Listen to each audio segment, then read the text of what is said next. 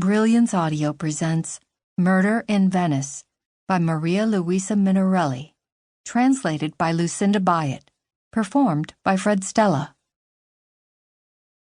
It was poor young Tommaso Grassino, whom everyone called Masso, who literally stumbled into the first dead body. It had been a freezing night in early December, one of those Venetian nights when it feels as if icy droplets have risen from the canals by some process of sublimation, filling the calle with damp air and drenching the clothes of passers-by. It was still dark when Masso reluctantly dragged himself out of the warm bed in his parents' house behind Campo San Polo. Then, in the half-darkness, he walked down Ruga del Ravano and over the Rialto Bridge, hands deep in his pockets, as he headed towards the heart of the Cannaregio district, to the silk-weaving workshop in Calle Venier, where he worked as an apprentice.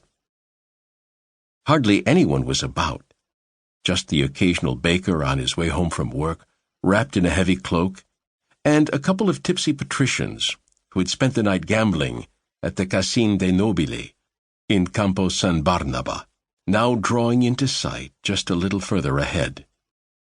He could hear the calls of the youngsters who worked in the drinking houses in taverns, sent ahead by the landlords to remove the shutters onto the street and light a blaze in the fireplace.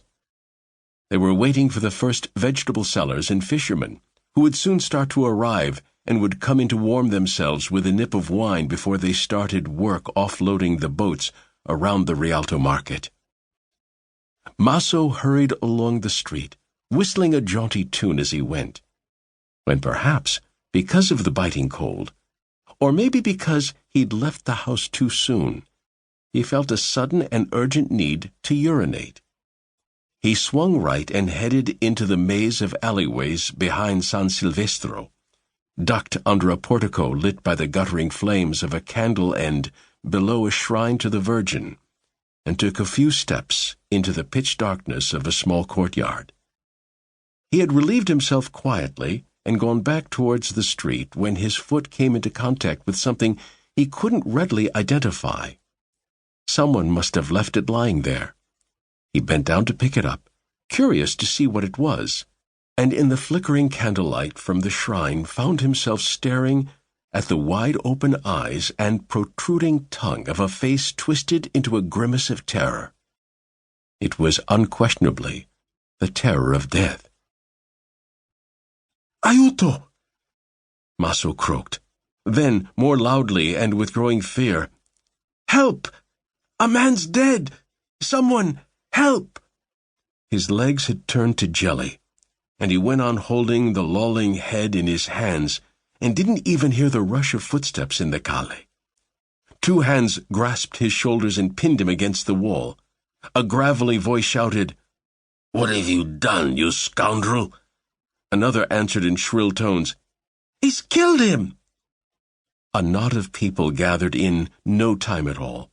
The young men from the nearby taverns arrived, one of them carrying a lantern. The nosier ones bent down to look at the dead man.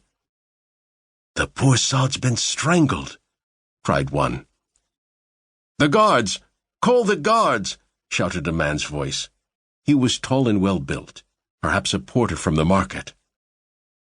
All around now the inhabitants were wide awake. Shutters clattered overhead, candles were lit, women wrapped in shawls peered out of the windows. "Are you sure he's dead?" asked an old woman from above. "He strangled him," someone answered. "He's going to pay for this." In the midst of this uproar, Masso stuttered, his voice edged with terror. "But I didn't... It wasn't me. I found him."